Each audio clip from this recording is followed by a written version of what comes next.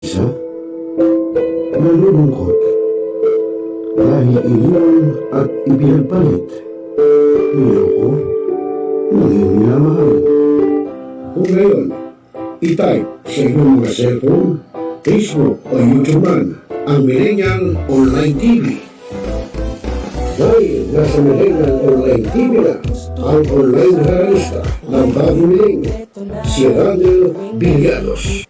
Sana'y di magmahil kung dati kung araw nang di pang bata sa piling ni nanay. Nais kong mauli ang awit ninang mahal. You are the one who makes me happy when everything else turns to gray. Walk on through the rain. Walk on through the rain. Though your dreams be tossed and blown,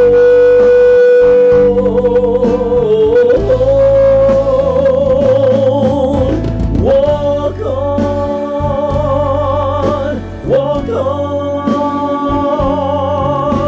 with hope in your heart. At haharanahin kayo ni Randel ng iba't ibang awitin para maibsan ang inyong inip at kalungkutan kahit nasaan man kayo. Hanggang sa tumanda. Come on.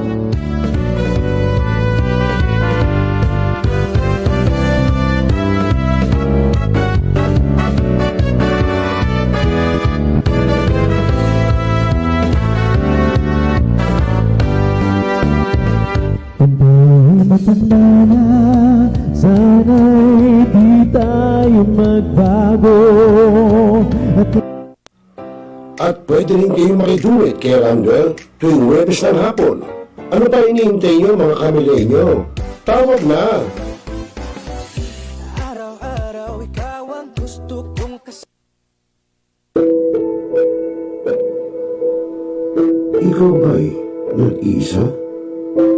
Nalulungkot dahil iniwan at ipinagpalit. Niloko, naging minamahal. Kung ngayon, i-type sa inyong mga cellphone, Facebook o YouTube man ang Millennial Online TV.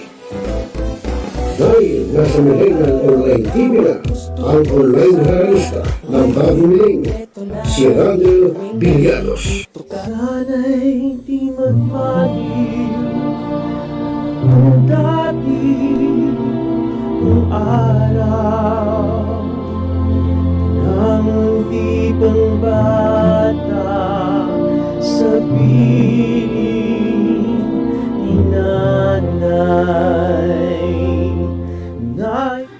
Barangay, pangunahing unit ng pamahalang lokal kung saan dito pinag-uusapan ang bawat sinalog ng mga residente ng bawat barangay. Dito rin pinag-uusapan ng mga piling halal na opisyal na barangay ang mga proyekto para sa kanilang barangay. Kumustahin natin ang panunungkulan ni Kapitan dito sa Dano Barangay sa Millennial Online TV Worldwide, ang katropa ng bawat barangay. Ating tinatapos ang ating pagpupulong. Maraming salamat po kay Lung Pagdalo at tapos na po ang ating session. Enjoy na po tayo. Mga milenyo, pagod ka na ba galing sa trabaho? At gutom na sa maghapong pagtatrabaho? Pero wala kang pagkain sa bahay? Narito na ang sagot mga katropa, ang Superman of Lechon. Napapawi sa inyong gutom at siguradong mapapa-analyze ka. dahil sa tender juicy na jam mo pa at siguradong malinis at bagong katay buhat sa farm. Kaya super masalasa at pangmasa pa. Ano pa hinihintay niyo mga katropa? Takbo na sa Superman o Panteño Siniluan at bumili na. Baka maabusan ka, katropa.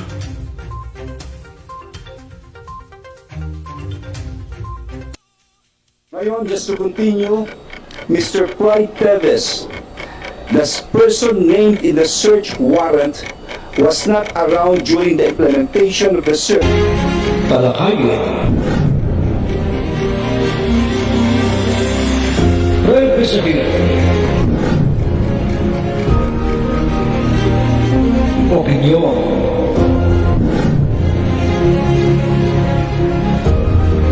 Palawakin. Aksyonan. Kasama. Sinusunod. Dito na sa Yung Millennial 9 TV. Mundo, kami nakamasid from trending headlines to truth na Oras, alas 8:33 ng gabi, Philippine Standard Time. mayan. Hatid namin sa'yo sa Sa inyo pong programang Tropa, Wednesday edition. air. Lahat up Siyempre dito lang sa Millennial Online TV News and Updates. scripted. Rosel Lopez po, ang inyong lingkod, at siyempre Mr. J sa ating technical side. Na makabagong Bueno, ngayon po ay araw ng Miyerkules, ika-3 na po ng buwan ng Hunyo, taong 2026. At talaga namang makita nyo, no? At buti na lang, umalis na yung bagyong Doming, ha? Buti naman. Dahil nakakita nyo ang mga pag-ulan, ako, napakalakas, no? Bigla, oo. Okay mga kaibigan, magandang gabi sa ating lahat, sa ating mga katropa, sa ating mga kabarangay. At siyempre, una ko nakita sa aking monitor, abay si Dennis, ha? Steinson, Steinson, ha? The important pa apelido, ha? Si Densyo, kapatid po ni Kagawad Sani Dadan Pineda ng Barangay Tugatog. Si Don Densyo. ligoy Yan, si Dennis Steinson, ayun. aming ako. At siyempre magandang gabi rin sa ating mga kasama sa Gun Safety Advocates of the Philippines. Siyempre po sa pangunguna ng aming founder na si Corixman. Your daily guide. At yan din yung aming mga kasama, no? Yung ating mga ka-GSAP. Diyan po sa Hong Kong, si Kuya Julius Miguel Saludes. At diyan po sa Italy, si Kuya June Francisco. Mabilis At sina Kuya Oscar de los Reyes, sina Kuya Bogart, no? At sa nga po, nagkaroon po ng public service, no? Ang GSAP, dyan po sa May Giginto, Bulacan, no? At nagbigay po ng mga electric fan doon po sa isang eskwelahan po doon, no?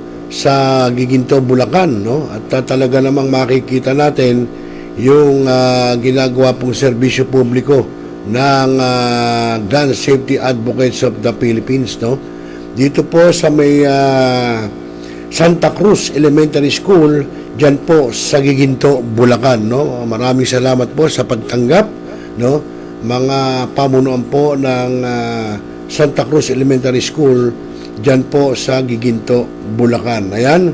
At maraming salamat din sa certification of appreciation na binigay po sa atin, no? At sinend lang sa atin ni Corixman, ang aming founder, no? At ito po yung Brigada Eskwela, no? Na ginawa po, no? Ng aming grupo, no? Ng GSAP. At yung maraming salamat dito sa principal po ng Giginto, Bulacan, dito sa Santa Cruz Elementary School, na si Ma'am Edita F. De Jesus, no? Palakpakan mo nga, Mr. J. Ayan, no? Maraming salamat po. Ito po ay bayanihan, no? At ito sa Brigada Eskwela, no? At ito'y bayanihan sa paralan, nagkakaisa para sa kaayusan at kaalaman sa Santa Cruz Elementary School, no? At yun, maraming salamat po sa, siyempre, sa pangunguna po ng aming grupo, GSAP, no? Gun Safety Advocates of the Philippines. So maraming salamat po yan sa mga taga Santa Cruz, Giginto, Bulacan Elementary School. Digit At magandang gabi rin kay Brix Mansaykir, kay Boss Ricky Boy ng Cebu City. Ayan. Magandang gabi sa iyo, Boss Ricky. Sigurado ka! At syempre po sa lahat po ng kasama natin sa GSAP, yung ating mga GSAP sa USA, tulad po ni ating kasamang Tads Daily. Ayan, nandiyan po siya sa GSAP USA. Kita nyo, buong mundo po ang GSAP. Meron tayong Oman, si Ma'am Siti Luna Castillon, no? Meron po tayong Qatar, meron pong Hong Kong, si Kuya Julius Miguel Saludes, no? At medyo iayos lang po natin yung mga picture, videos nung ginawa pong Brigada Eskwela, no? Para maitungay po natin sa inyo. Headlines, the truth na At syempre magandang gabi rin sa ating mga kuya, ate, bunso at friends of Eagles, no? Ng The Fraternal Order of Eagles, Philippine Eagles. At kahapon, pasensya na kayo, di po tayo nakapag-live stream dahil medyo napagod tayo. Meron tayong medyo ginawa, no? Pero ano pa, mapinipilit natin makapag-live streaming para maihatid sa inyo yung mga latest, hindi man latest, mga recorded earlier, tutungay pa rin ho natin sa inyo. At yun nga mga kaibigan, at ngayon una, bago po mag-surrender no, si Senator Jingo Estrada, no, meron po siyang naging isang mensahe, no, para sa sambayanan, sa mga kapwa niya senador, na talaga naman, no, ito'y siyempre bago siya mag-surrender, meron po siyang binanggit, no?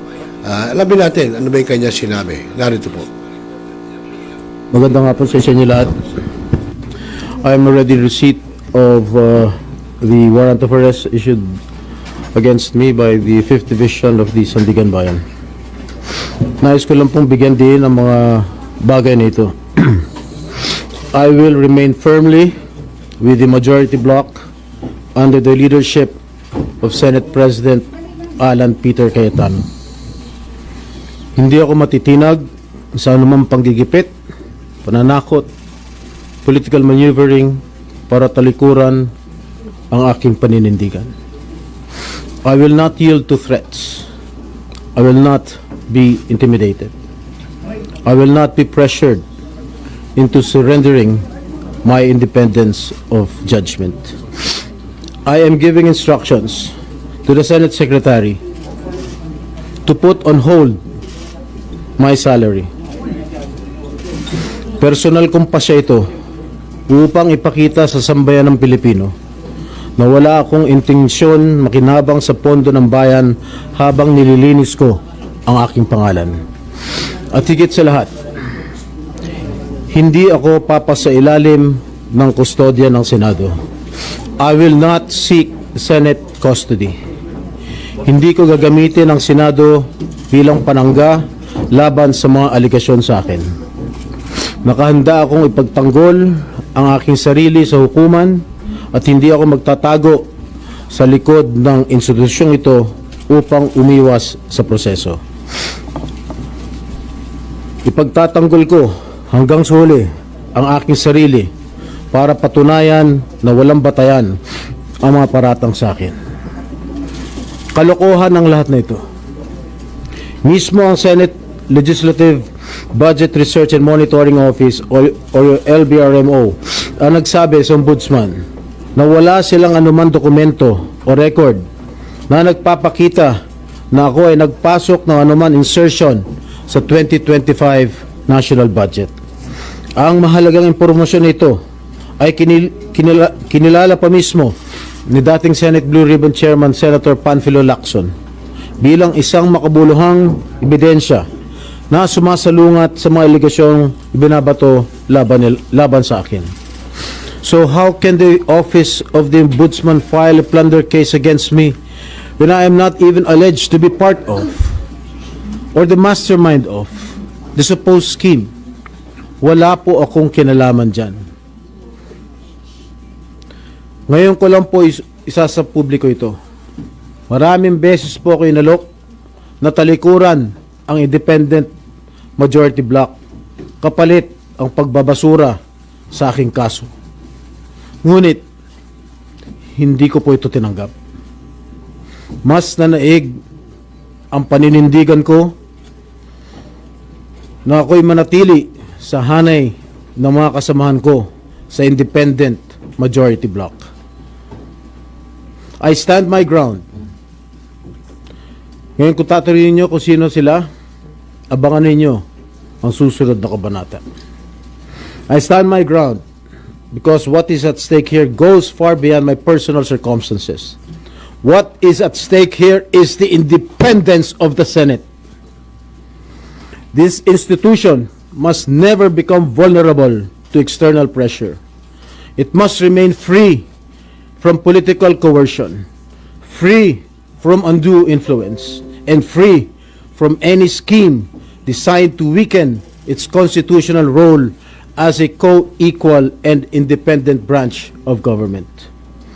If this is the price I must pay for the decisions I have made and the principles I have chosen to uphold, then I am prepared to face the consequences, however difficult they may be, especially for my family. I will not be broken by accusations, nor will I yield to political pressure. I will meet these charges head on, defend my honor through due process, and place my faith in the truth. I will be proceeding now to the CIDG to voluntarily surrender myself. Maraming salamat po. Okay na? Ang alamat, your trusted source, your daily guide sa digital world. Kami ang iyong ride. Millennial. Okay, so yan po mga kaibigan, mga katropa, ang naging mensahe ni Senator Jingo Estrada bago siya lumutang sa Sandigan Bayan at kung di ako nagkakamali, baka ngayon po ay nasa Quezon City Jail na siya, Millennial on. Well, maganda, at maganda ang ginawa niyang pagbibigay ng mensahe na haharapin niya, yung kanyang kinakaharap na problema, at para patutunayan niya rin na walang katotohanan di umano yung kanyang mga akusasyon laban sa kanya. Kami naka. Okay mga kaibigan, tuloy-tuloy tayo nagutid sa oras na alas 8:45 ng gabi. Balita. Philippine Standard Time. At kung maalala nyo po, meron ding naging sinabi si Senator Raffy Tulfo patungkol kay Senate President Alan Peter Cayetano na hindi nga pumunta doon sa plenaryo sa Senado at nagsabi siya na kung siya daw matapang ay magpunta raw siya sa Senate sa plenary. So alamin natin ano ba ang sinabi na mensahe ni Senate President Alan Peter Cayetano o sagot niya sa hamon ni Senator Raffy Tulfo. Narito po. Defense at saka po ng prosecution. Prosecution muna kasi ikaw yung nade-accuse. Then defense kasi nga dinidepensan mo sarili mo.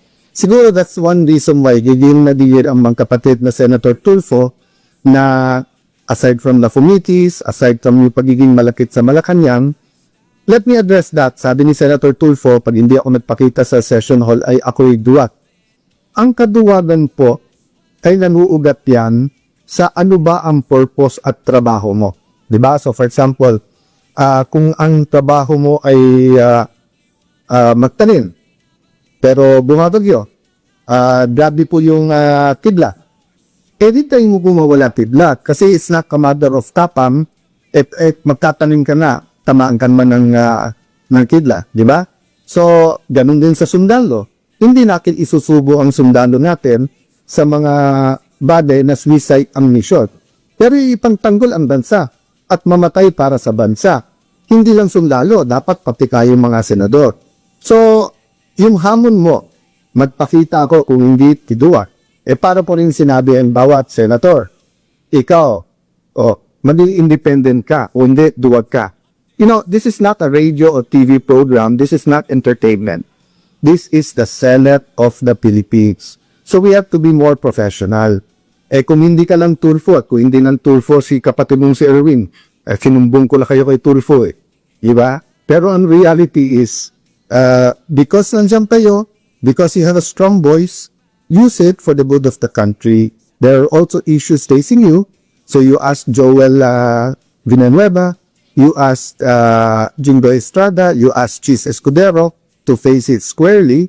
So face the issues also squarely. Wag yung itigilan natin yung Blue Ribbon na committee and then gagawin natin personal yung lahat ng issues. There are issues facing all of us. Pati ba naman Senator Tulfo, lahat na nung pinapay, binintan nyo sa amin. Nung panahon ni President Duterte, kampi kayo sa drug war. Ngayon naman, balikta. Tapos lahat ng pinapay, sinisin nyo. So, pati ba naman internet at saka earphone, sa akin nyo pa rin sinisit. O baka murder pa yung kaso na yan, ha? Murder kasi pinakay ang wifi at yung kuryente. Nakita ko na po ang report, yung po palang master yung pong centralized aircon, yung master switch o yung sa kuryente, nasa GSI gas yun at may nag-trip ng wire, kaya around 6 o'clock, nagkaroon talaga ng problema sa aircon. So, hindi po namin gagawin sa inyo.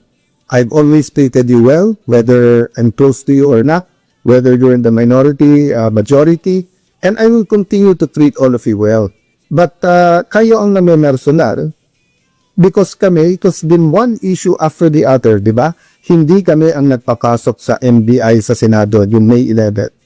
Hindi rin kami ang kumuha ng NBI na fully armado na pinaikutan ang Senado, tapos kumasok pa sa Senado noong May 13. Hindi rin kami ang nag-walk out. So you keep saying fresh start. Every Senate President that I've served under, defense at saka po ng prosecution. Prosecution muna kasi ikaw yung nag-accuse. Then defense kasi nga, dinidepensan mo sarili mo.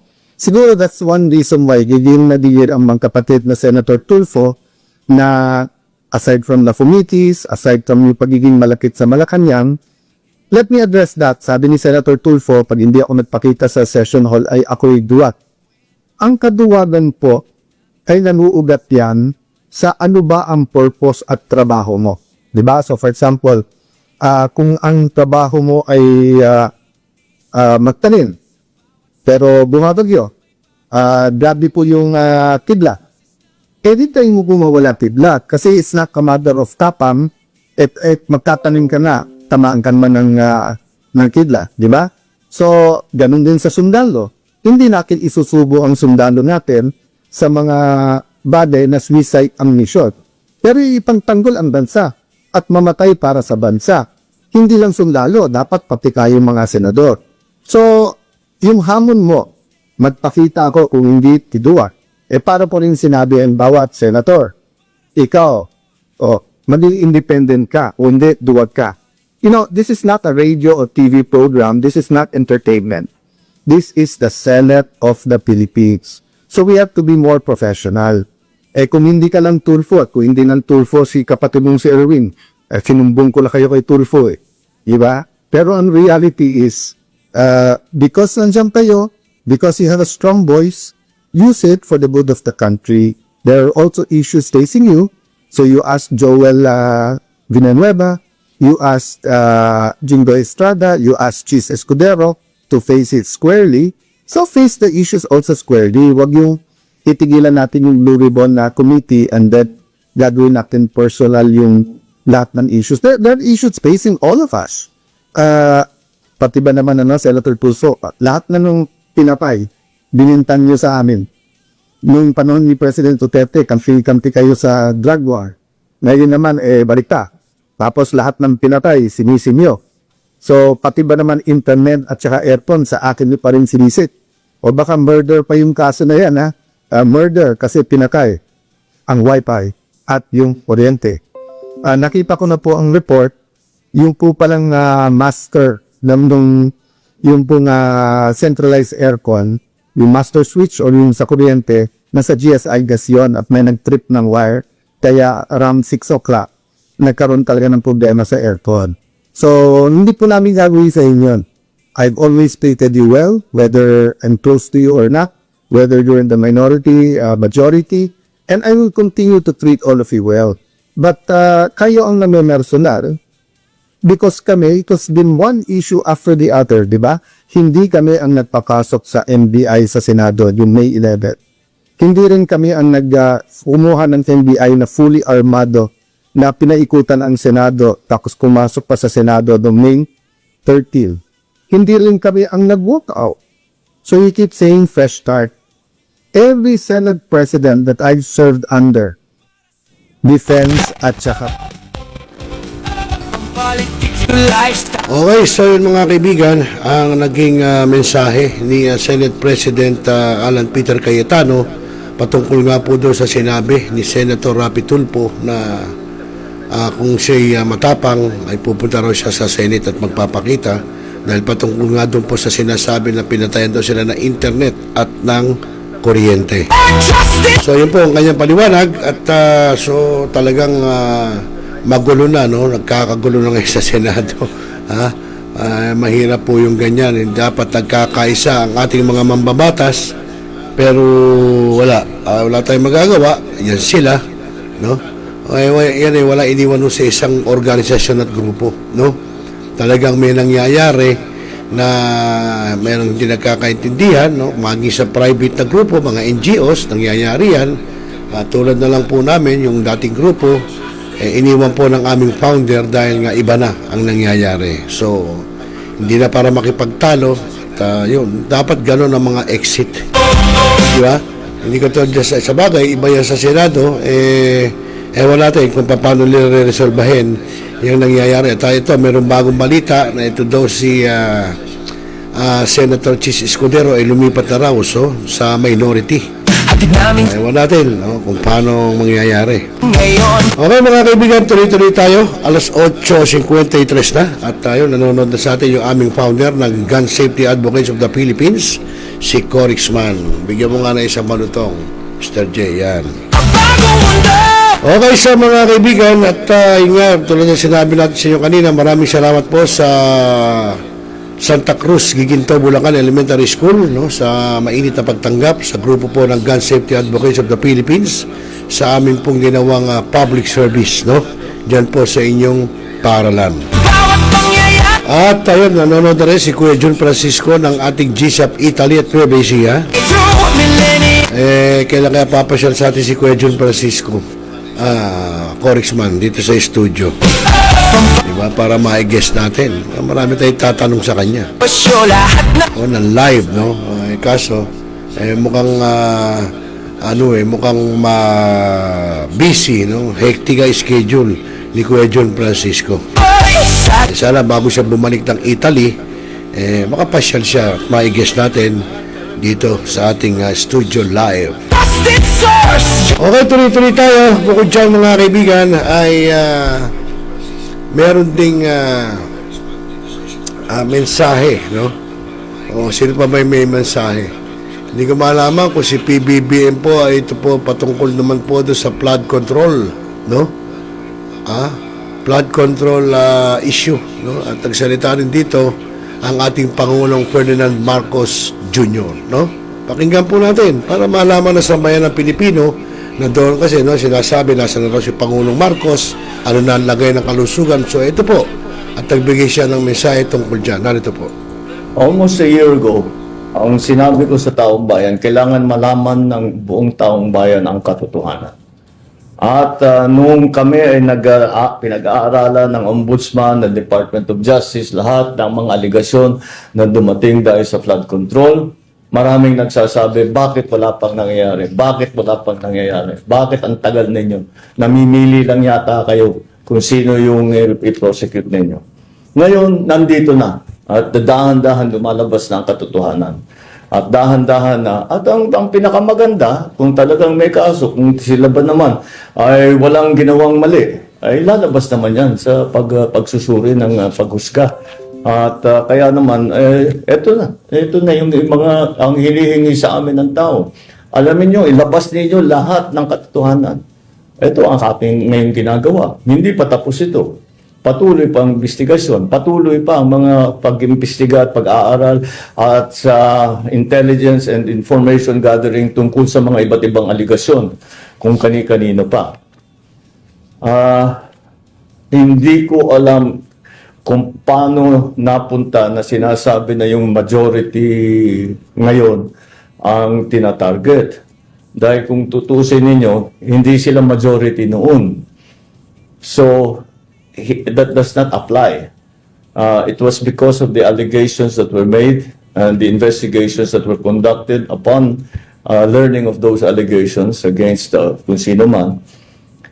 And kung ano man ang naging alignment sa Senado, walang kinalaman yun. Ito pa rin ang mga tao na lumabas ang mga pangalan doon sa, kung titignan ninyo,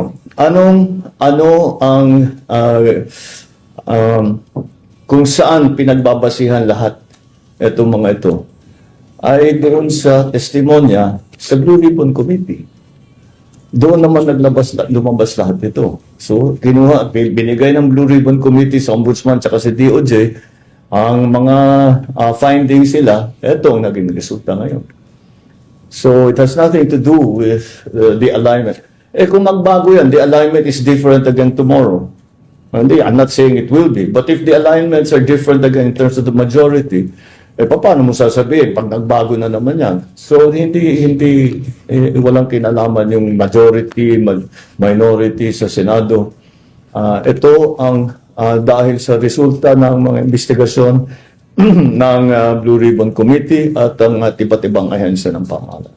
Thank you, Mr. President. The next question from Alexis Romero, Philippine Star. Almost a year ago, ang sinabi ko sa taong bayan, kailangan malaman ng buong taong bayan ang katotohanan. At nung kami ay pinag-aaralan ng Ombudsman, ng Department of Justice, lahat ng mga aligasyon na dumating dahil sa flood control, maraming nagsasabi, bakit wala pang nangyayari? Bakit wala pang nangyayari? Bakit ang tagal ninyo? Namimili lang yata kayo kung sino yung i-prosecute ninyo. Ngayon, nandito na. At dahan-dahan lumalabas na ang katotohanan. At dahan-dahan na. At ang pinakamaganda, kung talagang may kaso, kung sila ba naman ay walang ginawang mali, ay lalabas naman yan sa pagsusuri ng paghusga. At kaya naman, eto na yung mga ang hinihingi sa amin ng tao. Alamin nyo, ilabas ninyo lahat ng katotohanan. Ito ang aking ngayong ginagawa. Hindi pa tapos ito. Patuloy pa ang investigasyon, patuloy pa ang mga pag-imbestiga at pag-aaral at sa intelligence and information gathering tungkol sa mga iba't ibang aligasyon kung kani-kanino pa. Hindi ko alam kung paano napunta na sinasabi na yung majority ngayon ang tinatarget. Dahil kung tutusin ninyo, hindi sila majority noon. So, that does not apply. It was because of the allegations that were made and the investigations that were conducted upon learning of those allegations against kung sino man. And kung ano man ang naging alignment sa Senado, walang kinalaman yun. Ito pa rin ang mga tao na lumabas ang mga pangalan doon sa, kung titignan ninyo, kung saan pinagbabasihan lahat itong mga ito, ay doon sa testimonya sa Blue Ribbon Committee. Doon naman lumabas lahat ito. So, binigay ng Blue Ribbon Committee sa Ombudsman at sa DOJ ang mga findings sila, ito ang naging resulta ngayon. So, it has nothing to do with the alignment. Kung magbago yan, the alignment is different again tomorrow. Hindi, I'm not saying it will be. But if the alignments are different again in terms of the majority, paano mo sasabihin pag nagbago na naman yan? So, walang kinalaman yung majority, minority sa Senado. Ito ang dahil sa resulta ng mga investigasyon ng Blue Ribbon Committee at ang iba't ibang ahensya ng pamahalaan. Thank you, Mr. President. The next question from Alexis Romero, Philippine Star. Almost a year ago, ang sinabi ko sa taong bayan, kailangan malaman. Okay, so yan po naging mensahe ng ating Pangulong Ferdinand Marcos Jr. tungkol nga po dyan sa issue ng flood control, yung mga dapat panagot at nag-iimbestiga na at ilalabas na at gayon din about do sa pagkakagulo ng ating Senado. So sana magkaroon na maresolba na yung ating hinihingi ng taong bayan tungkol po dyan sa mga problema na yan na kinakaharap po ng ating bansa. Okay, magandang gabi rin kay Chester Baliega, yung aking pangkin, buhat po sa Silang Cavite. Magandang gabi siya, Chester, pangkin. Mabuhay daw kayong lahat, sabi po ng aking pangkin. Dates. Okay, so tuloy-tuloy tayo. Oras natin abay alas 9:02 na ng gabi. No? At isunod na natin kaagad po yung pong ginawang press conference ng mababang kapulungan ng Kongreso o House of Representatives. Nagkaroon po na isang media press briefing at ano ba, ang trabaho daw di umano ng isang kongresista. Alamin natin sa kanila, ano ba talaga trabaho ng kongresista? Bukod sa paggawa ng batas, di ba? So alamin po natin, mga katropa.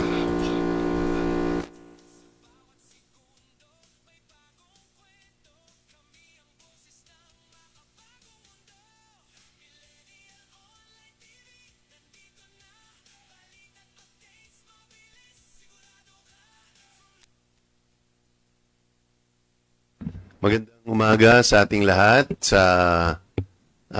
Welcome sa House of Representatives. Dapat kami wini-welcome nyo dahil lugar nyo ito, no, ha? So maraming salamat po. Napag-utusan po kami ngayong umaga na makipagdaupang-palad po sa ating mga reporters, sa ating media, house media. Tatlong topics po tayo ngayong umaga. Yung sa akin po ay yung Kalinga Bill. Ito yung framework for future oil price crisis situations. Pag-usapan din natin yung LEDAC measures sa pangunguna po ni Kong Roman at ni Kong Cruz. At syempre yung, hindi ko alam, ano ba yung pag-uusapan ni Kong Jinky? Hindi ko masyado matandaan eh. Yung impeachment pala. So si Kong Jinky. So yun po yung ating tatlong topics na so siguro dahil ito ay last week na namin ng before CND adjournment, matatapos na ang first regular session. So ibig sabihin 1/3 of our term will be done in the next this week. So significant din yung legislative updates pagdating sa trabahong ginagawa namin. At ang ika-isa-isang sukatan naman, of course, is the number of bills that we are able to pass on third reading, and then pangalawa is relative sa benchmark ng LEDAC o yung Legislative and Executive Development Council. So yun ang pag-uusapan natin nasaan ang ating mga proseso. So binubuksan po namin ang pagtatanong. Good morning everyone. So before we open the floor for media questions, allow me muna to introduce all of our Sorry kala ko kasi. Yes. Okay lang, boss. Thank you for being here today as we begin our press conference at the House of Representatives. I'm Ryan Ponce Wacpaco, your moderator. Today, we're honored to be joined by 4 distinguished House members, all of whom are members of the Philippine Bar, headed by House Committee on Justice, Chairperson and Lead Prosecutor Jerbil Jinky Beatrix Luistro, Batangas. House Committee on Ways and Means, of course, the veteran, the chairman, Miro Kimbo of Marikina City. Yes, sir. House Assistant, Majority Leader, Antonino B. Roman III of Bataan. And House Assistant Majority Leader, Agata Paula Agay Cruz of Bulacan. Today, Lead Prosecutor Luistro will provide updates on the ongoing impeachment proceedings against the Vice President. And Chairman Kimbo, of course, will discuss the Kalinga Act. And House Assistant Majority Leaders Cruz and Roman will highlight the legislative accomplishments of the House of Representatives ahead of Congress Synergy adjournment this week. So, kung meron pong opening remarks si Ma'am Jinky and the 2 other guests, you may proceed po. So today, as everybody knows, last day ng filing ng answer ng respondent Vice President at nakamonitor din po ang buong prosecutors ng House of Representatives, no? As soon as we receive the answer from the Vice President, we will be starting to prepare our reply, which is supposed to be filed within the non-extendable period of 5 days, no? So, sana matapos namin within the week para lahat ng responsive pleadings filed now with the impeachment court. So, after the receipt of the answer and subsequently of the reply, we will be looking forward to the conduct of pre-trial conference, no?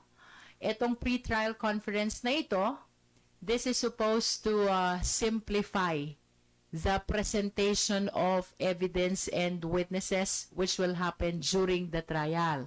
To be specific, kapag sinabi nating pre-trial conference, nagsasubmit tayo ng stipulation of facts and then we respond whether to admit or to deny the stipulation of the defense team. We also submit the list of the witnesses and we do the marking also of the exhibits, which will be very, very helpful to us considering that 3 out of 4 articles have voluminous documents to consider, no? Ano itong 3 articles ng 4 articles of impeachment which entail a lot of documentary evidence. First and foremost is the confidential fund, second is the bribery, and third is the unexplained wealth, no? So, we look forward to attending the pre-trial conference which according to news report ay sa June 15 daw. And after this pre-trial conference, the initial date for trial, again, according to news report, will be on July 6, no? Ang apprehension lang po namin, the prosecution team, while we have these dates coming from news reports, actually, wala po tayong official notice about the schedule of pre-trial conference. We have no official information as a matter of fact whether papayagan ba o hindi itong pre-trial conference na ito. And even the first schedule of the trial, wala pa rin po tayong official na notice from the impeachment court. But we look forward that since the Senate already convened the impeachment court, we are positive na magtutuloy-tuloy ito. And in as far as the 11 prosecutors is concerned, kami po ay ready to appear before the impeachment court. As we have shared before, nagkaroon po ng assignment of articles of impeachment. Ito pong 4 articles are being led by one public prosecutor. Like for threat, our team leader is SDML Noy Defensor. For confidential fund, it's now Congressman Joel Chua. Because I yielded to all the team leaders, I will not be leading anymore an article of impeachment, no? For bribery, it is now Congressman Keith Flores, and for unexplained wealth, it is Congressman Terry Ridon. Hanggat hindi po natatapos ang presentation of evidence, please anticipate that there will be changes on the assignment of prosecutors, no? After all, ito po ay exclusive authority ng prosecution to decide on how we will present our evidence, who to present, what to present, and when to present them, no? So right now, full swing po ang aming preparation. We are reading a lot of materials where we have workshops and we do mock trials as well. This is as we approach the schedule, although unofficial, of the pre-trial conference as well as the trial, which will be on June 15 and July 6, respectively. For the 11 prosecutors, rest assured that we are ready to fulfill our mandate under the Constitution. That would be all for my opening statement. Thank you, Chairperson Luisra. May we hear now from Assistant Majority Leader Cruz. Magandang umaga po sa ating lahat. Kami din po ay nagpapasalamat din sa pagkakataon na amin naman pong mailahad yung pong pangunahin na trabaho namin po bilang mga representante ng aming pong mga distrito o ng mga sektor na aming pong nire-represent. At yan po ay yung ating iba't ibang legislative measures. So we are happy and proud to advise all that out of the 52 LEDAC measures ay meron na pong 20 na naipasa na po on third and final reading, and we hope before po tayo mag-adjourn ng ating pong session ay makapagpasa pa po kami ng additional na 6 po na mga priority LEDAC measures, which as you all know ay yung pong priority work plan po na as agreed by the executive at ng legislative. So we're here to entertain any questions on the bills and the measures that we are currently tackling in the plenary and in the various committees po. Magandang umaga po sa ating lahat. Thank you po, Ma'am Cruz. Let us now hear from Assistant Majority Leader Roman, sir. Magandang umaga sa inyo lahat. Tulad ng sinabi ni Congressman Agay, nandito po kami para sagutin mga tanong tungkol sa bilis o galaw ng mga panukalang batas na nakasalang po sa House of Representatives. Tuloy-tuloy po yung trabaho namin sa mga committee meetings. Kung kino-cover nyo po, maraming nakikita nyo yung tag-isa ng mga pananaw. At sa plenaryo po, naging masigasig naman yung mga pag-uusap. Nakakatuwa, last week po, meron ho kaming mga on third reading, 36 ang pumasa, 5 ang national, 31 ang local, at meron hong 29 na panukalang batas na pumasa sa second reading, 8 ang national at 21 ang local. Ang nais po sana namin mangyari, bago ho mag-adjourn, ay maipasa na ho on third reading yung 6 na LEDAC measures na pumasa ho na second reading last week. So tuloy lang po yung aming trabaho. Yung po aming mandato sa ilalim na batas ay maging mambabatas, kaya ang panukat po sa amin yung dami po at ganda po ng mga panukalang batas na isinusulong namin. Maraming salamat po. Thank you, sir. We will now open the floor for questions. Let us hear from Haji Camino from Brigada for the first question. Haji? Good morning po, Kongs. First, on the impeachment po muna kay Kong Jinky. May private prosecutors na po, Chair. As I have said before, we have more than enough private prosecutors, only that we are not yet done finalizing as to who will be entering their appearance as private prosecutors and who will be working as part of our legal and research team, no?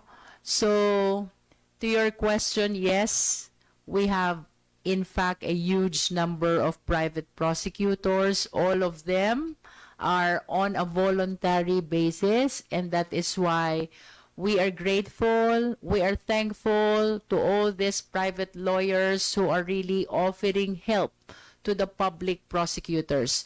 Please bear with us as we cannot announce yet the list of our private prosecutors as we still continue to assess who will be joining the trial and who will be joining the preparation of the public prosecutors. Ma'am, although wala pa po kayong formal notice whether it's July 6 na nga po yung trial proper, but there were calls po kasi na i-reconsider yung date, lalo't meron po ngayong kinreate na subcommittee on the flood control controversy ang Senado. O baka daw po matakpan yung o mailihis daw po yung usapin ng impeachment.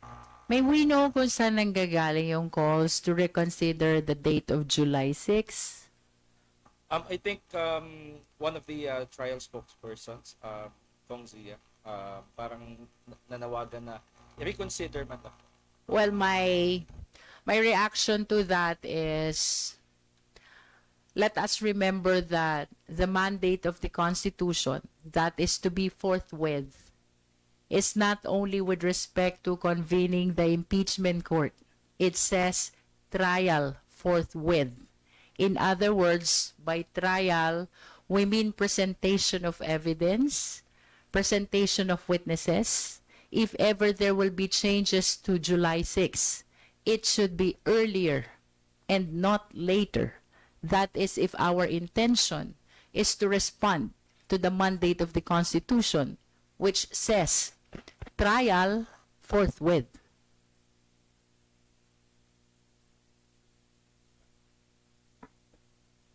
Okay. I'll let others na lang po do the follow-up on impeachment. But to Kong Miro na lang po siguro, can you walk us through po dun sa context ng Kalinga in layman's term and gaano po kahalaga yung measure po na ito para sa taong bayan? Paano po siya mararamdam? Thank you po. Maraming salamat. Pasensya na yung kanina sa opening. Sabi kasi sa akin ako yung mag-opening. Kaya nandito nga pala si Boss Ryan. Yung siguro magandang paglilinaw dun sa Kalinga Bill, hindi tama na i-describe siya as simple as an ayuda program because it is not. Ang Kalinga Bill ay sa pangarap at pagmimiti ni Speaker Bogie D tsaka ni Majority Leader Sandro Marcos. Ang gusto natin dito makreate ay isang framework na kung saan ang gobyerno ay nagkakaroon ng framework within which paano siya magre-react each time nagkakaroon ng oil price surge or crisis. Kasi alam natin na hindi ito ngayon lang mangyayari. Nakikita-kita natin ito na as long as the Philippines remains 100% import dependent on oil, maapektuhan talaga tayo tuwing nagkakaroon ng pagsirit ng presyo ng langis.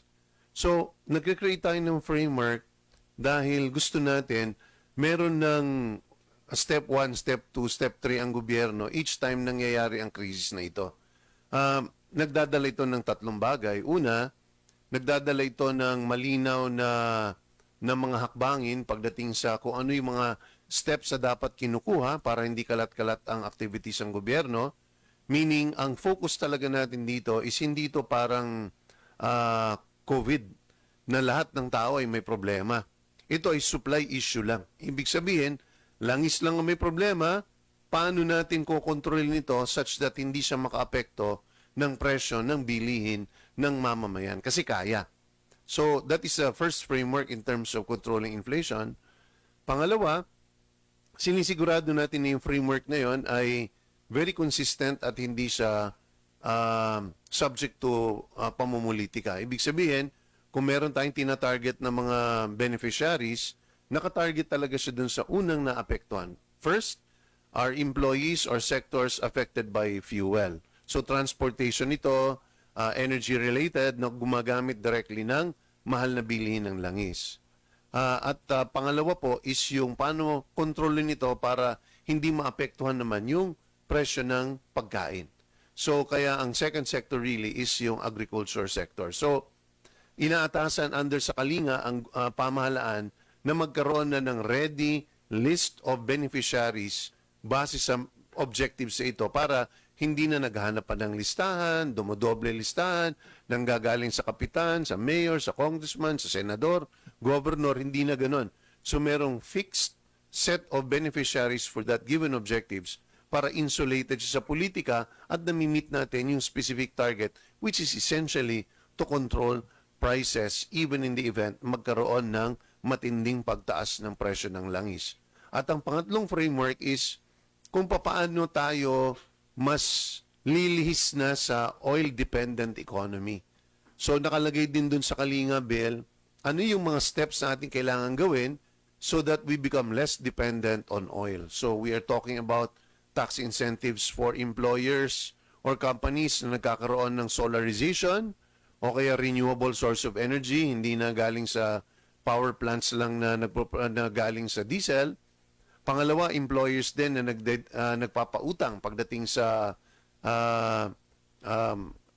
car loans na ang patungkol ay electric vehicles. Binibigyan din natin ng incentives at yung pagtulak din sa pamahalaan na kung maaari halos lahat dapat ng kanyang sasakyan ay magiging electric electric vehicle ang kanilang mga sasakyan para hindi na tayo masyadong naapektuhan pagdating po sa pagsirit ng presyo ng langis. So, totoo, maraming aspeto doon yung iba't ibang ayuda sa iba't ibang sektor.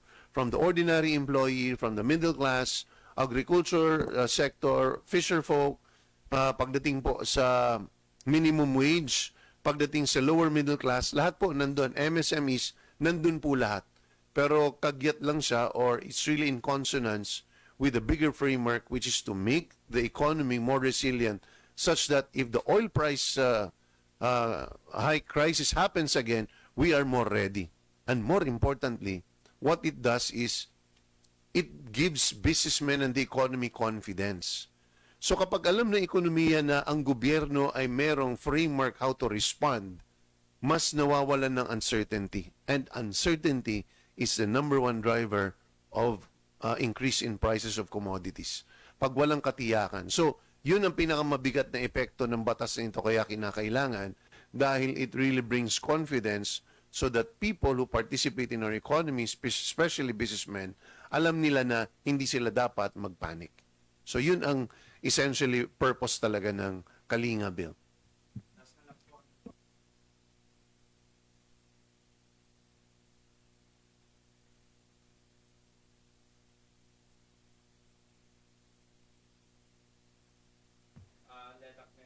And lastly, would you like to call for, kumbaga, or appeal for unity amidst the tensions na po politically at Senate para sa priority legislation? Sasagutin ko yung tanong mo. Sa Senado, meron sila mga LEDAC measures na naipasa na. Babanggitin ko isa-isa. Take out your pencils and paper. Lilista nyo, no? Yung resetting ng BARM elections, yung National Center for Geriatric Health, amendments to the government assistance to students and teachers in private education. Nasa BICAM na po yan. Yung amendments to the Universal Access to Quality Tertiary Education under BICAM din. Assistance to individuals in crisis situations, AICS, under BICAM din. Yung right to information na kakapasa lang po sa third reading. For third reading this week, ano? At saka yung classroom building acceleration. At yung pangwalo, yung citizens' access and disclosure of expenditures for national accountability o kadena. Yan po yung mga panukalang batas na naaprubahan sa Senado.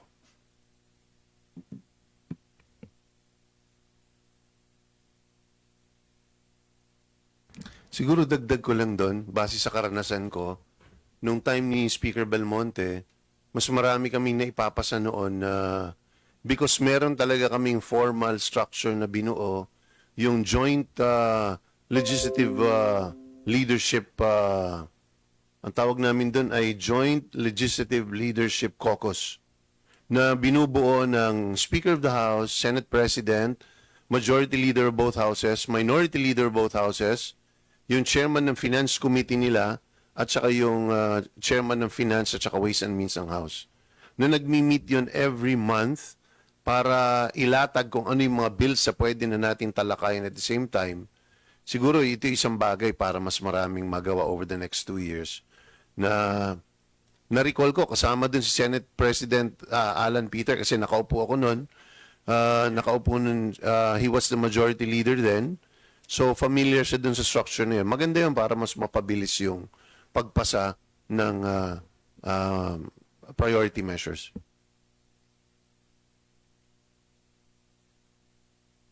Sige, just to add lang din po, there are several measures already under conference committee sa Senado. And kami syempre, we always look forward, lahat kami ng mga members ng from the House of Representatives to meet with our counterparts so that we can harmonize po the possible different versions of the bill.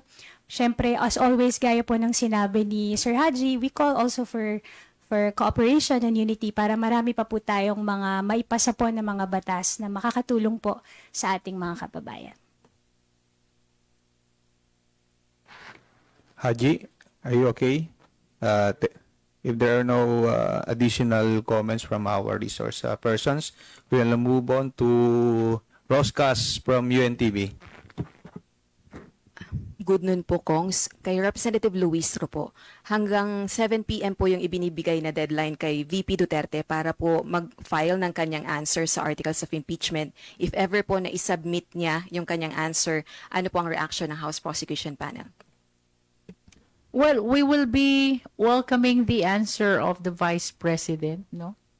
Remember, ang mga allegation of offenses in the current articles of impeachment is almost similar to the allegation of offenses in the articles of impeachment back in the 19th Congress.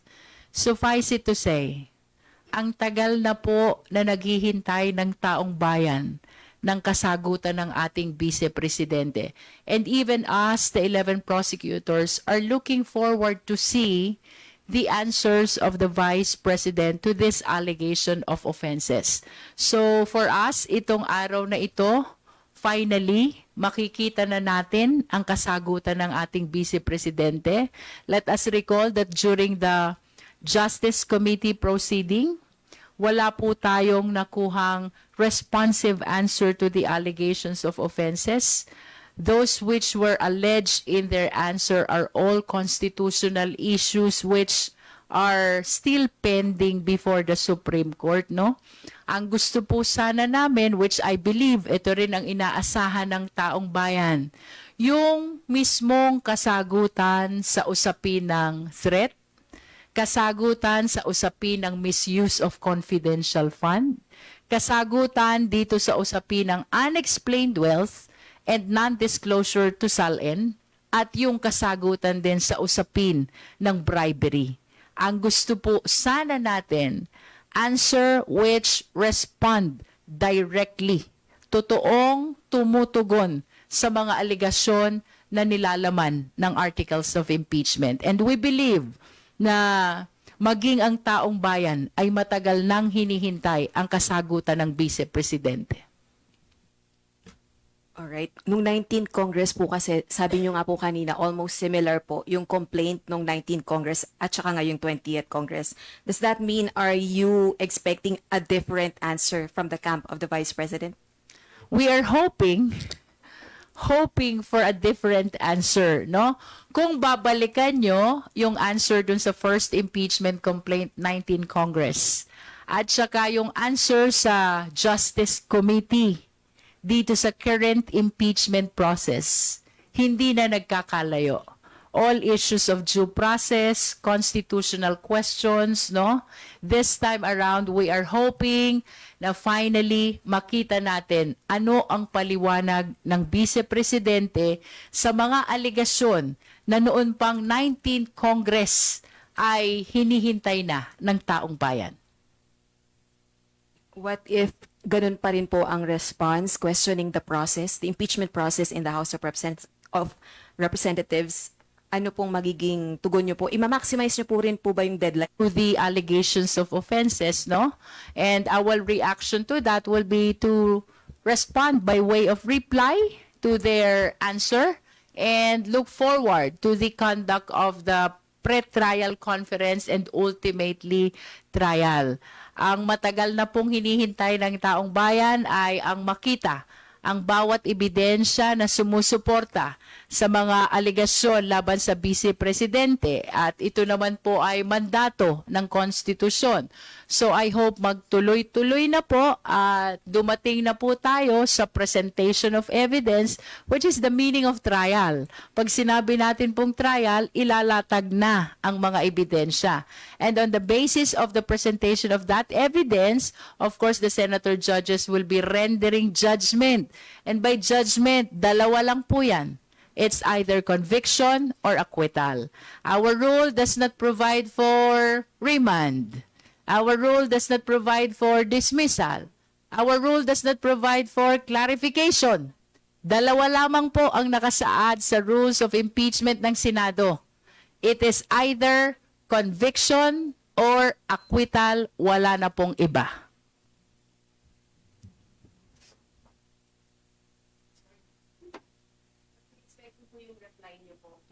Hanggang sa June 8, i-maximize nyo po ba yung I deadline? am inclined to file the reply until Friday. We're given 5 days from receipt of answer. So if today the answer will be received, the 5th day is supposed to be Saturday. And under the rule, if it is weekend or holiday, it should be the next working day.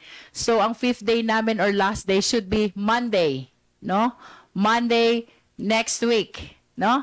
But I am inclined to file it within the week. Okay. Kung yung inabot na po sana sa inyo, impeachment trial calendar, yan na po ba yun?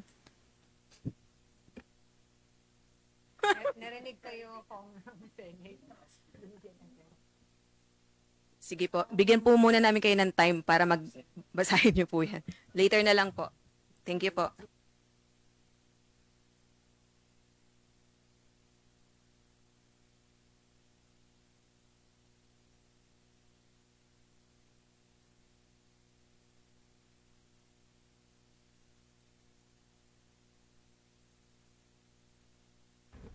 The timeline that is provided in this document is actually almost the same nung naririnig natin sa news report.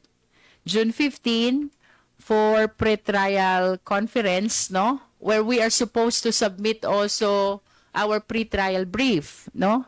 Yung pre-trial brief po, parehas magsasubmit ang prosecution at saka ang defense.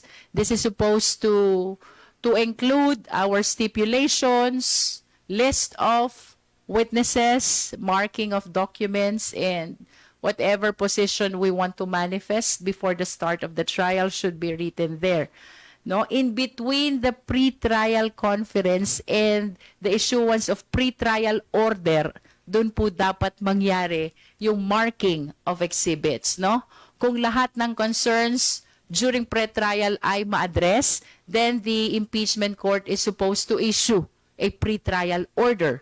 At ito pong pre-trial order na ito, this is binding to both the prosecution and to the defense, which means ito po ang masusunod during the trial. We cannot deviate from what is written in the pre-trial order issued by the impeachment court.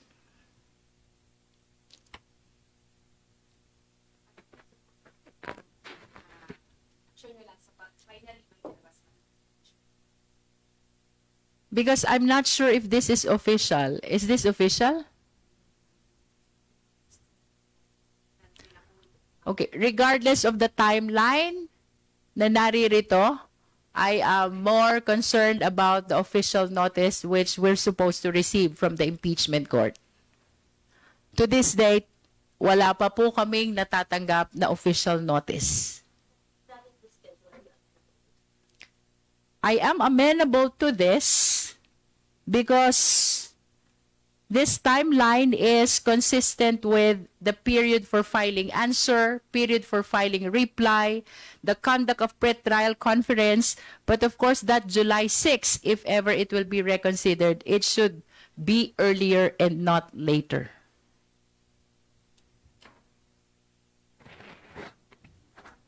Thank you, Rose. We now recognize Marisol Abdurrahman from GMA 7.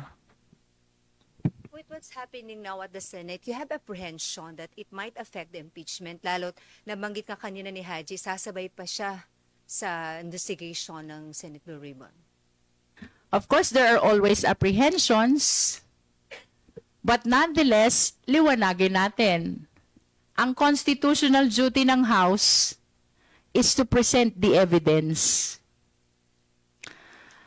Deciding on this impeachment trial is a judgment that rests upon the senator judges.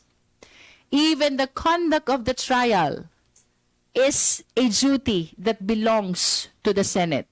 That's why I am reiterating ready ang 11 prosecutors to appear. Kung kailan man ito mag-umpisa, we hope soon. As a matter of fact, we have concluded the process here in the House of Representatives. In as far as the House is concerned, we've been responding strictly to our constitutional mandate, no? And we intend to continue responding to the same, even during the trial. And we look forward na sana itong mga dates na lumalabas sa media, the June 15 pre-trial conference, the July 6 first schedule of trial, sana magtuloy-tuloy na because this is what the mandate, constitutional mandate provides. No less than the sister the president, na Noel, do you share the same thoughts na parang diversionary tactic lang daw ito sa impeachment? Yes, that is just a diversionary tactic, no? As a matter of fact, wala ngang discussion dito about the no election eh, 'di ba? So, our focus is simple. Legislation on the priority measures and preparation for the impeachment. Yung mga pronouncement ni Senator Amy, I don't know where she got that, but in as far as I am concerned, because I can speak only for myself, wala pong mga ganyang discussion dito sa House of Representatives.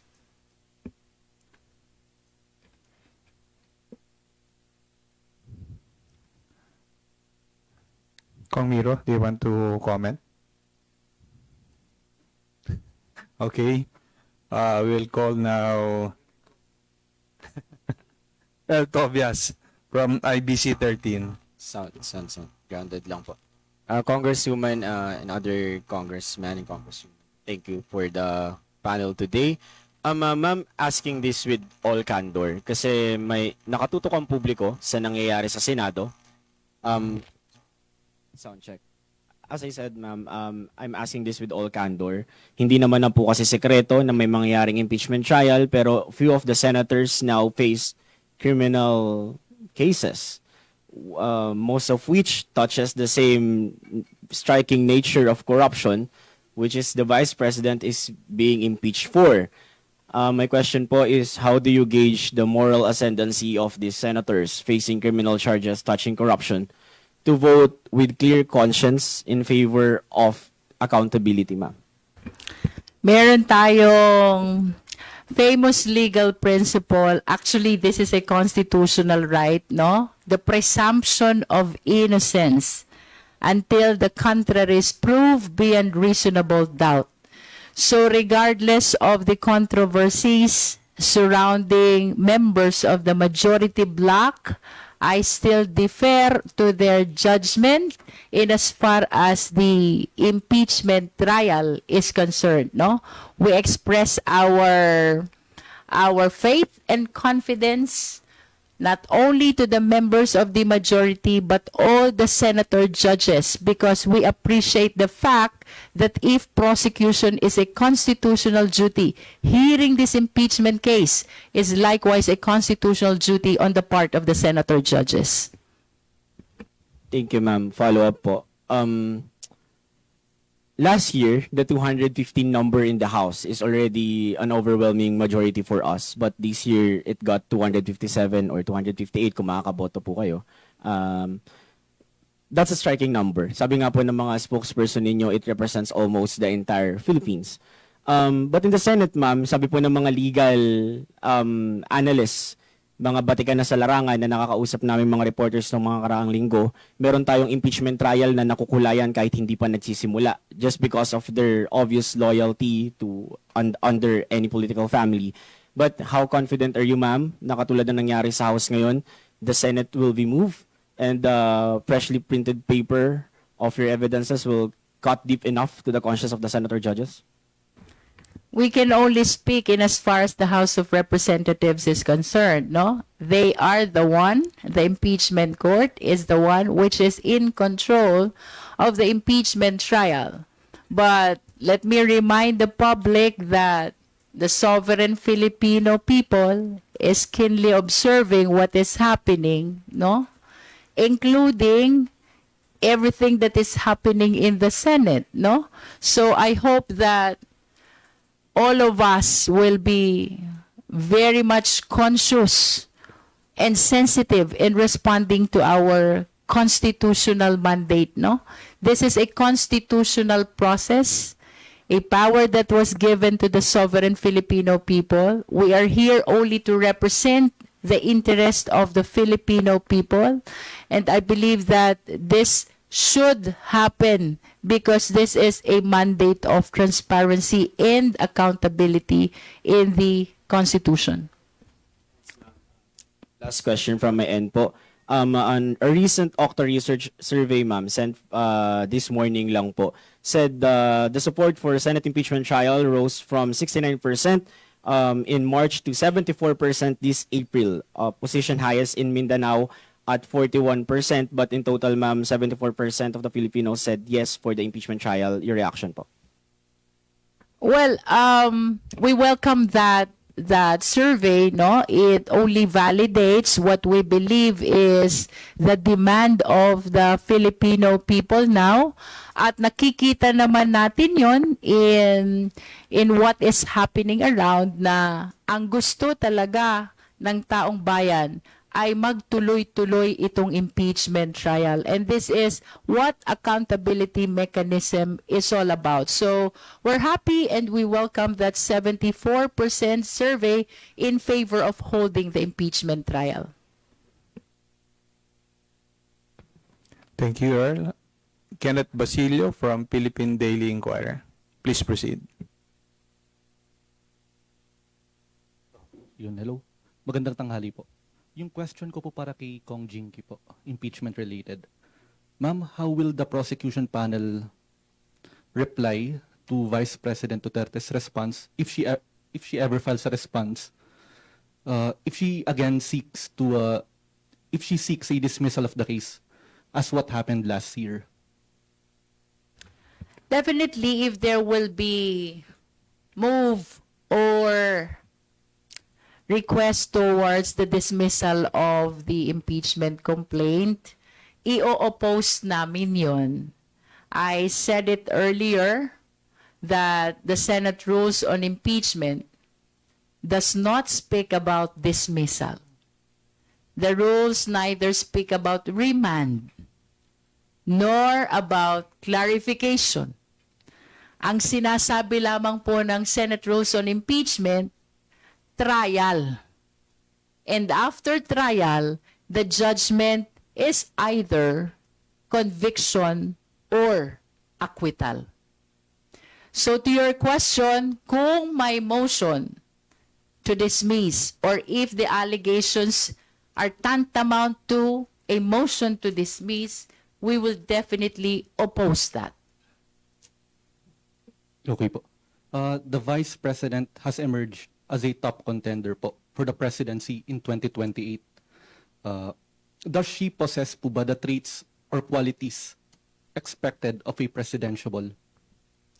That is why impeachment trial should happen.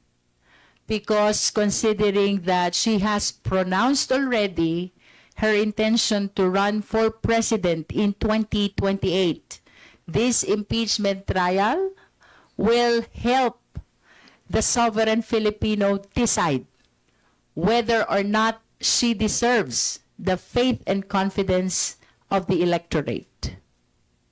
In your opinion po, is she fit to be president given the corruption issues, constitutional violation issues hounding her? She was impeached twice over already. What do you think, does that speak of her fitness to be the president? Well, we understand that we've been expressing about the strong articles of impeachment against the Vice President. I have reservation in as far as the defense is concerned. Wala pa tayong nakita, even a single piece of their evidence. Wala pa tayong narinig, even a single response to the allegations of offenses. So, to your question, I cannot answer that until and unless I've seen the defense presented by the Vice President. Last question po. You are now the lead prosecutor po for the impeachment trial. Are you somehow motivated na nga rin beyond accountability measures na nga rin? Are you motivated to present the case to help the Filipino public to a judge if Vice President Duterte is fit to be president? Thank you. I am not simply motivated. I am bound by my constitutional duty. As I've been saying, this is not a question of choice. Hindi po ito issue ng gusto ba namin o ayaw namin. We have no choice as a matter of fact. because by constitutional duty, our option is only to proceed. Are there any additional comments from our resource persons? Okay, kung wala, we will call Marian Enriquez from TV5. Good afternoon po. Chair Luis, you mentioned po last week, I guess, na 25 na po yung mga testigo po na nasa inyong listahan, including including hostile witnesses. Kasama po ba dito, no, na iniimbitahan natin during the 19th Congress din na lumabas sina Attorney Powa, Reynold Monsayak, and even Attorney Zulaika Lopez? I cannot comment to that yet. The least I can say, we are considering to move for the issuance of subpoena to some officials of DepEd and OVP, but as to who these officials are, we cannot disclose them yet. Kung hindi po nawawala rin yung ugong ng kudeta sa Senado, no? Yung possibility po na magkaroon ng change po sa leadership. Paano po yung nakikita yung epekto nito, lalo na kung ito pong lumabas na nakita nating schedule is, you know, from yung current ngayon na leadership? Well, ang sa akin naman, so long as hindi madidelay ang impeachment trial, it is not really a concern as to who are in the majority and who are in the minority, who will be presiding and who will not be presiding, no? I think the mandate of the Constitution is clear, trial forthwith. It does not speak about the change of leadership or the preference with respect to the presiding officer. And let us remember, constitutional duty ito. So regardless of the situation in the Senate, I hope that they will be conscious and responding to this mandate. Sa inyo na rin po lahat na Kongs who want to answer, would you like to comment po doon sa force majeure remarks po ni Senator Robin Padilla? And kanina po, naglabas pa po siya ng bago na namang statement. He even said na iba talaga yung pangangatwiran ng Genius, highest level ng pagkapiloso po. Sakali niyo na lang itanong ko si Senator Bato ay ayaw ba magtrabaho o hindi pinapayagan makapagtrabaho?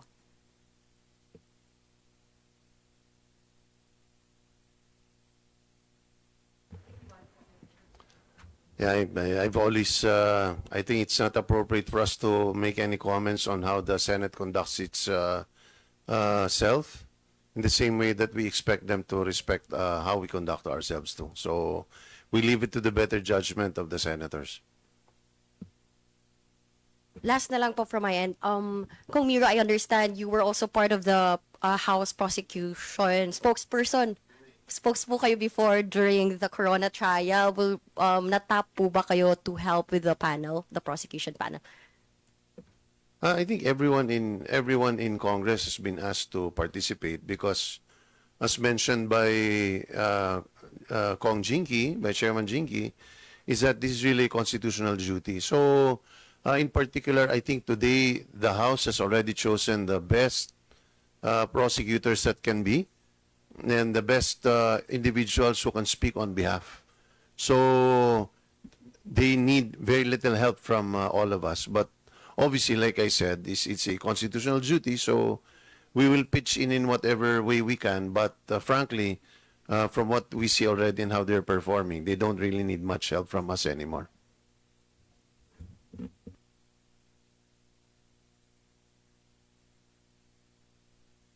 Natap din po ba kayo to be spokes or, you know? Thank you, Ms. Marian. Actually, as I want to echo yung sinabi po ni Chair Kimbo, no, I think yung team na nabuo, they are already well-versed. Nakapag-aral na po sila. On our part po, kasi hindi lamang naman po impeachment ang focus na gusto natin. Kami bilang part po ng Rules Committee, yun naman po ang assignment namin. Tutukan namin yung mga priority legislation, sundan po namin to make sure din po that bills that are important para po sa ating mga kababayan ay maipasa po namin. Especially, tutok po talaga kami sa lahat ng mga LEDAC measures para at least bago po mag-break, marami na pong accomplishments ang maire-report po ang House of Representatives.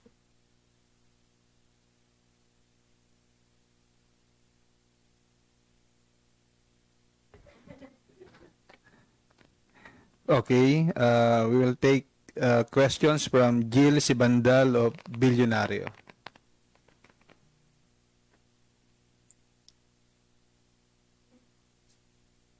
Check. Hello, Kongs. Good day po. Na-mention po kanina ni Kong Luistro about the people. Gusto daw po ng sambayan ng Pilipino na malaman yung nasa loob ng impeachment trial. But we wanted to know po your reaction because nananatili pong mataas yung latest SWS survey po ni Vice President Sara Duterte compared to the -15 dissatisfaction rate ni PBBM. So ano po yung reaction niyo po about dito? Well, for me, it only shows that even those people who believe with the Vice President are very much interested to know what is this impeachment trial, what this impeachment trial would bring, no? Kasi this is not just a concern of those who are against her.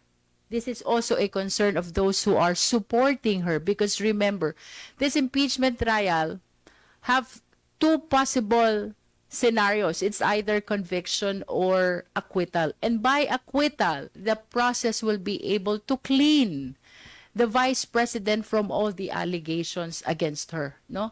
So, how to reconcile that, the trust rating of the Vice President with the 74% who are in favor of the impeachment trial? This is my opinion. I believe that even those who supports the Vice President wanted this impeachment to clean her from all the allegations.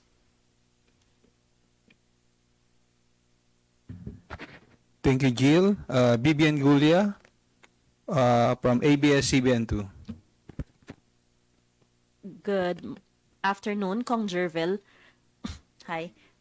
Ma'am, earlier you mentioned that there are apprehensions amid the developments in the Senate. Can you specify lang po ano-ano po yung apprehensions na ito?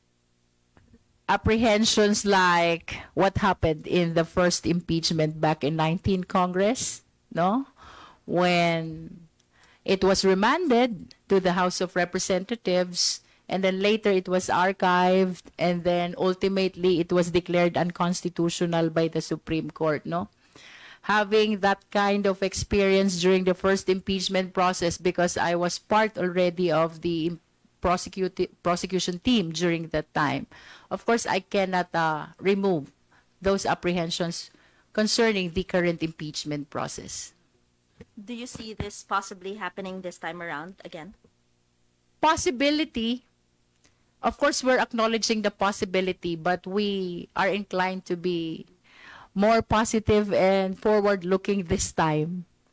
Dahil nag-convene na naman ang impeachment court, they are considering some dates about pre-trial conference and trial. So, we wanted to believe na tuloy-tuloy na ito. And then, meron pong, as mentioned earlier, merong mga cases na kinakaharap po yung ilang senator judges. How do you see this affecting the conduct of the trial? Dalawa po, so far. Well, for me, I do not consider those cases against the senator judges as related in any way to this impeachment proceeding. Iba yun, no? Those are separate and distinct from this impeachment process. And as I have said, they have constitutional right to be presumed innocent until the contrary is proved. So, yung aming pagkilala sa mga senator judges, whether or not they have pending cases, should be the same, no? We express again our faith and confidence to all of them as the senator judges of this upcoming impeachment trial. Yes, ma'am. But in terms of the numbers, kasi syempre, kailangan ng 16 votes to convict, 13 to have a quorum to hold trial. May epekto po ba ito? Well, of course, alam natin yon na 16 ang kailangan to get a conviction, no? But that is beyond our duty already. As far as we are concerned, our constitutional duty is to present evidence. And it is for the senator judges to decide whether to acquit or to convict. But let us remind the public, we are aware that the sovereign Filipino people will be keenly observing what will be happening in this impeachment trial.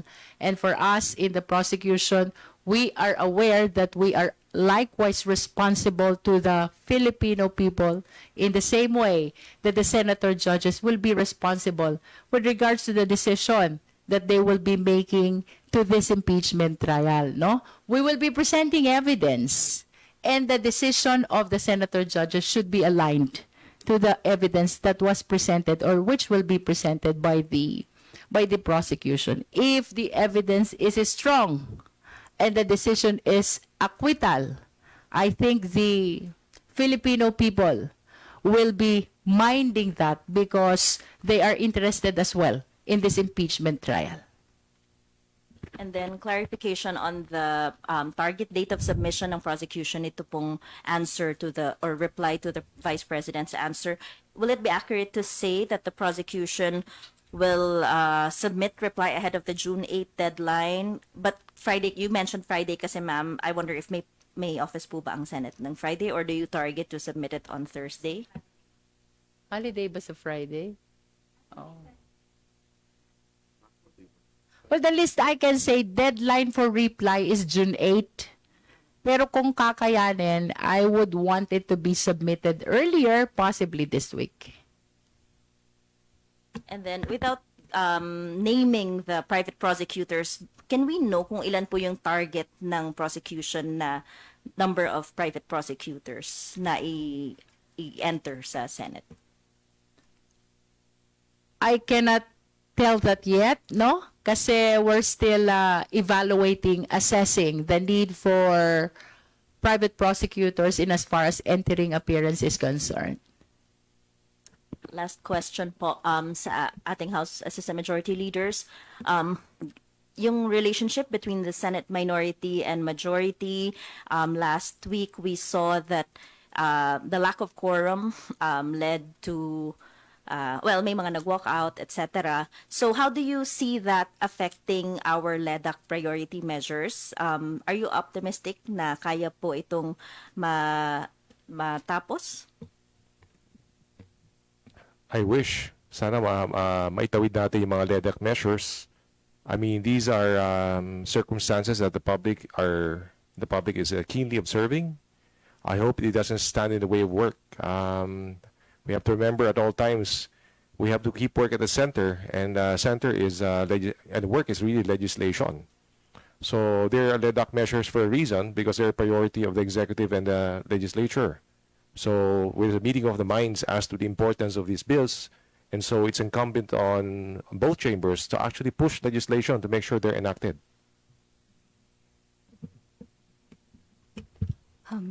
Same, charot. Hindi, opo. So sana po, maging, para lang po medyo light tayo, no? Siyempre, lahat din po tayo nakaabang. At we trust po na our leaders will find a way para ma-resolve din po nila yung mga kaganapan po sa Senado. At syempre, kami po'y handa na lagi makipagtulungan po sa ating mga senador. Ako is confident ako na pinakita ng House that we can perform both our constitutional duty relative to the impeachment and at the same time our given mandate, our main mandate, which is to pass the legislation o mga batas na kinakailangan talaga ng taong bayan, na ipakita namin na kaya namin ipagsabay yon. So, sa tingin naman din namin sa nakaraan is that the Senate has always been able to carry out and deliver its mandate. So, nagtitiwala kami na kung base sa kasaysayan, at base na rin sa nagagawa namin dito, ay magagawa din nilang magampanan yung legislative functions ng Senado. Despite whatever situation that it may be going through, I think that the Senate has always come to fore and has always been able to establish that it can carry out these twin mandates. Thank you, Vivian. From Net 25, Eden Santos is now recognized.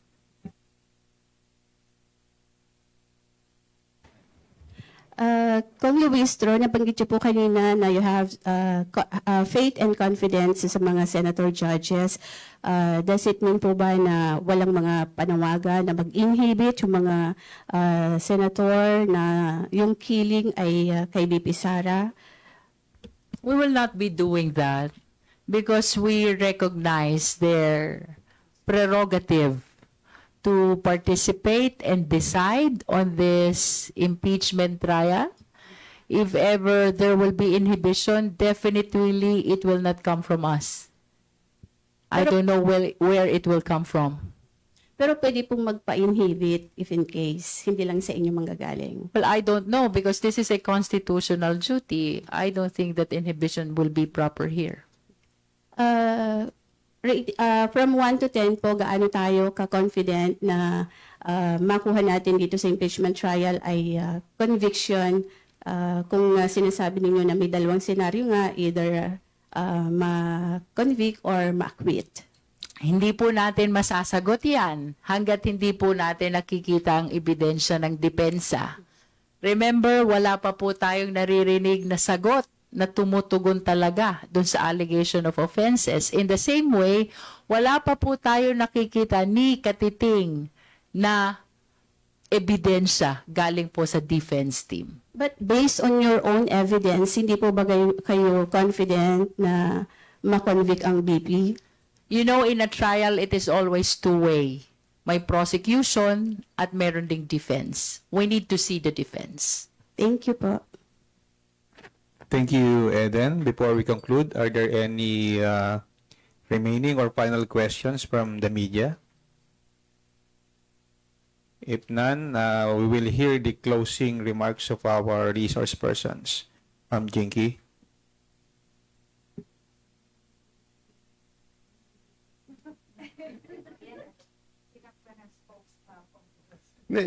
Tingin ko naman ang pinapakita sa araw na ito, especially sa last week ng regular session ng 20th Congress, ay pinapakita ng House of Representatives sa pangunguna at pamumuno ni Speaker Bogie D na kaya naming gampanan yung iba't ibang functions na ipinapataw sa amin ng saligang batas.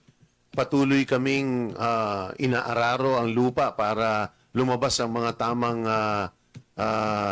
tanim pagdating sa legislation at nakikita natin na for various issues sa talagang kinakailangan ma-address, whether in terms of the economy, whether in terms of yung karapatan ng mga ordinaryong mamamayan, transparency and accountability ay ginagawa namin. Yet at the same time, ginagawa rin yung constitutional duty pagdating sa Article 11, Section 2 ng Saligang Batas on impeachment. So, yun ang tingin ko parang gusto nating mai-report sa taong bayan na you have a functioning and working Congress at regardless of how many things that will be going on at the same time, we will never shirk and we will never shy away from our responsibility and carrying this out, especially under the leadership of Speaker Bogie D. So sa inyo lahat po, magandang umaga. Maraming salamat po. Thank you. Gusto lang ulitin pasalamatan ng ating guest, House Committee on Justice Chairperson and Batangas 2nd District Representative, Attorney General Jinky Beatrix Luistro, Ways and Means Committee Chairperson and Marikina 2nd District Representative, Attorney Miro S. Kimbo, House Assistant Majority Leader and Bataan 1st District Representative, Attorney Antonino B. Roman III, and House Assistant Majority Leader in Bulacan 5th District Representative, Attorney Agatha Paula Agay Cruz, for joining us this afternoon. To everyone, maraming salamat po. Magandang tanghali.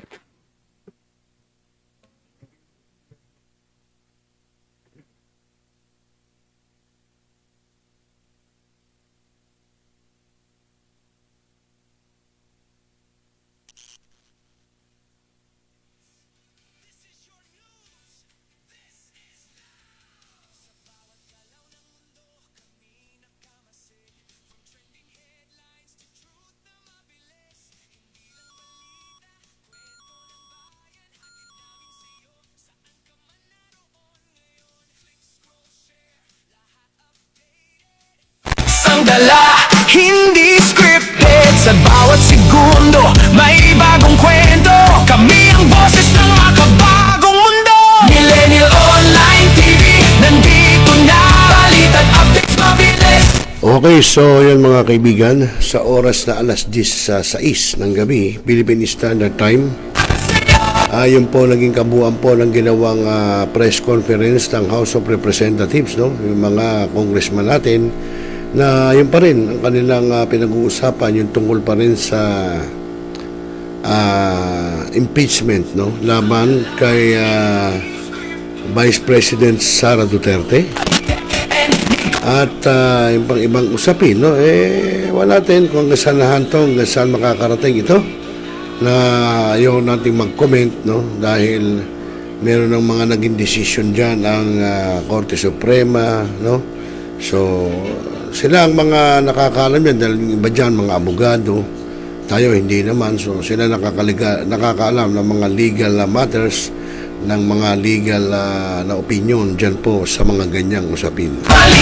Okay mga kaibigan, maraming salamat muna, no, kay Sister Marily Lagura na lokal ng Pangulo Malabon, kay Kuya John Francisco ng GSAP Italy at Nueva Ecija, at gayon din kay aking pangkin Chester Ballega na silang Cavite, kay Kuya Julius Miguel Saludes ng GSAP Hong Kong, kina Ma'am Siti Luna Castillon ng Oman dyan sa Abu Dhabi, no? At siyempre po sa lahat na sumubaybay ngayong gabi, no, ngayong araw na Miyerkules sa ating programang Tropa Wednesday edition. Muli po, ako yung naging lingkod, naging kasama, naging katropa dito po sa programang Tropa pa rin, no? Siyempre, Rosel Lopez at your service, at maraming salamat. At ako po inyong lingkod na nagsasabi magandang gabi Pilipinas, payapang magdamag. Magandang gabi po. Kami ang boses ng makabagong mundo. Millennial Online TV, nandito na. Balitan, updates, mabilis, sigurado ka. From local hanggang global view. Dahil iyan at ipinagpalit, niloko, naging minamahal. Kung ngayon, i-type sa inyong mga cellphone, Facebook o YouTube man ang Millennial Online TV. Dahil nasa Millennial Online TV na ang online realista ng bagong milenyo, si Randall Villanos. Sana'y di magmahal kung dati kung araw nang di pang bata sa piling ni nanay.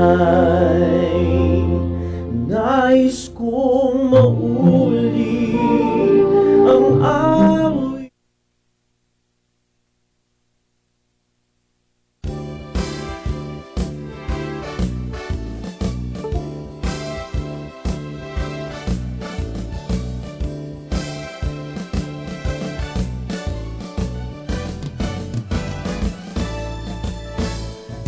God loving men for country's sake, offers strength and mind and energy. We dedicate fraternal love, service for the good of all humanity. We're eagles, the Philippine Eagles, lasting peace, our noble vision. We're eagles, spread to all people, pillars of the nation. For brotherhood we work and serve, peace, equality, and unity. Aimless with zeal of human care, we will share our lives to all humanity. We're eagles, the Philippine Eagles, lasting peace, our noble mission. We're eagles, spread to all people, pillars of the nation. For brotherhood we work and serve, peace, equality, and unity. Aimless with zeal of human care,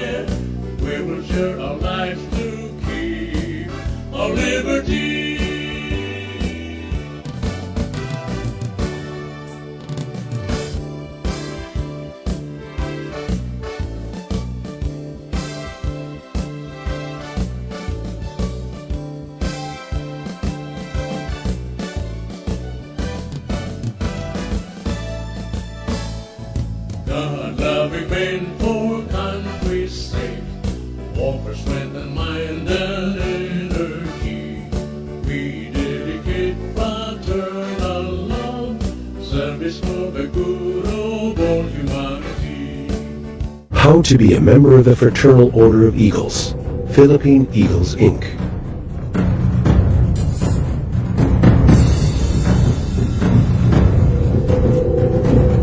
To become a bona fide member, you need to pass through the 5 I's. First I, interview. Submit a letter of intent.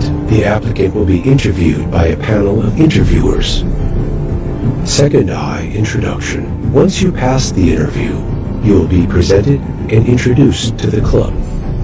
Third I, indoctrination. In this process, applicants will have the rare opportunity to exercise the solemn rites of eagleism. Fourth I, incubation. Applicants is required to attend 3 community service and 3 general membership meeting. Last I, induction. After this ceremony commemorating your dedication and fidelity, you will now be called Kuya, a bona fide member of the Fraternal Order of Eagles. Together, let's transform lives. Service through strong brotherhood.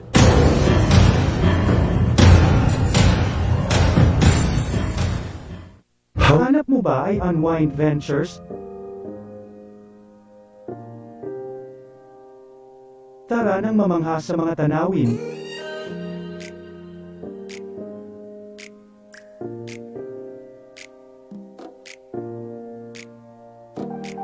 Ano man ang iyong travel goals?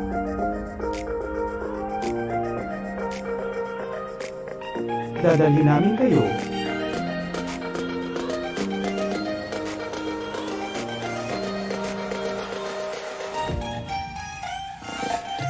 Sa Unwind Ventures at saya.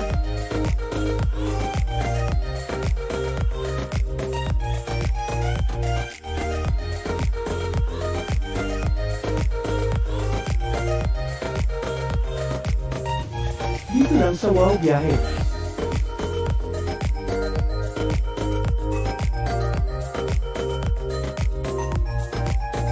Kaya wow, di ba? Abangan dito lang sa Millennial Online TV. Nagbabasa ka pa ba ng dyaryo? O nakikinig ka pa ba ng radyo? Kung ngayon, lahat yan ay mapapakinggan nyo na sa inyong mga cellphone. Dahil online na tayo, mga kamilenyo. Kaya manood, makinig dito sa Millennial Online TV. Rider, sumalpok sa Kaya poste ng i-follow, like, subscribe, at i-share na, mga katropa. Now,